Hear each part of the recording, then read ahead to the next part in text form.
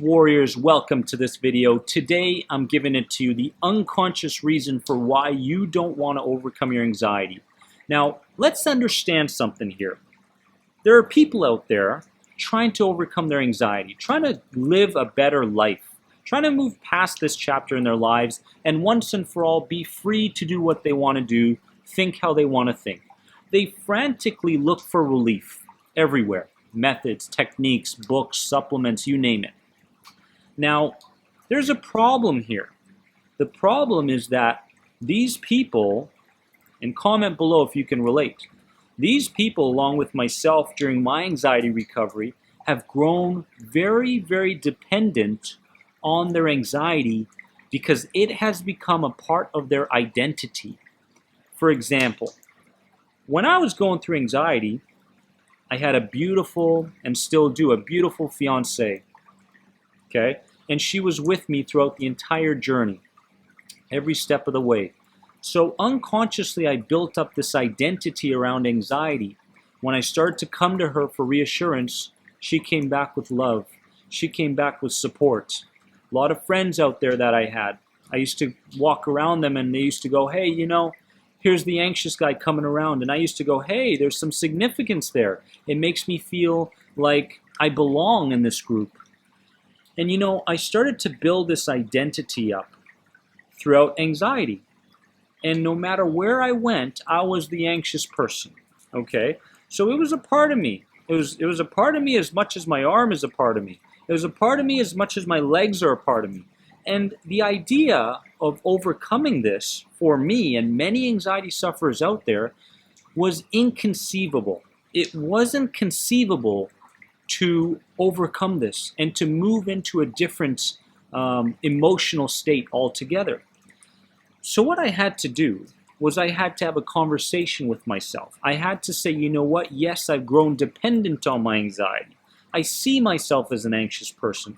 Other people see me as an anxious person. Yes, my family is around me maybe because I'm an anxious person. And look at all the attention I'm getting. Look at all the success that I'm getting from work, whatever it may be. You've attached your identity to those different aspects of your life that are getting better, that you've seen success in. And because this is the case, you unconsciously sabotage your anxiety recovery because you take 3 steps forward and you take 4 steps back because of the fear of success. And this is what I had for many, many years. I said, you know what? What am I going to do with all this new time that I have when I overcome anxiety? I don't know what to do with myself. I don't know if my friends are going to accept me. I don't know if my fiance or wife's going to hang around me. Am I going to see the same amount of love? Am I going to see the same amount of success in my career? I grew dependent, just like many, many anxiety sufferers out there. And what you got to do is you have to have the talk with yourself. And the talk that I had was, okay, here I am. I'm in a pickle. I know what I need to do to move in a different direction, to change my identity. But am I willing to do that? No. It's too scary. I don't know what it's like at the end of the tunnel. I just don't know. And because it's foreign, my brain thinks that it's painful. So, 3 steps forward, 3 steps back. Not good. I had to say, you know what? Here's what I'm getting in my current identity. Here are the experiences that I'm gaining in my current identity. Yeah, there's some good areas, but you know what? For the most part, extremely painful. Painful living with this. Painful avoiding certain environments that I want to find myself in. Painful not fulfilling the needs of my relationships. Painful that I haven't fulfilled my dreams and my goals in my life right now. I had to have the talk, and I had to grow away from that old identity that attached itself to anxiety.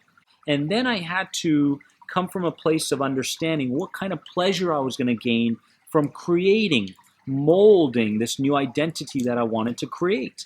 This new identity didn't have anxiety with it.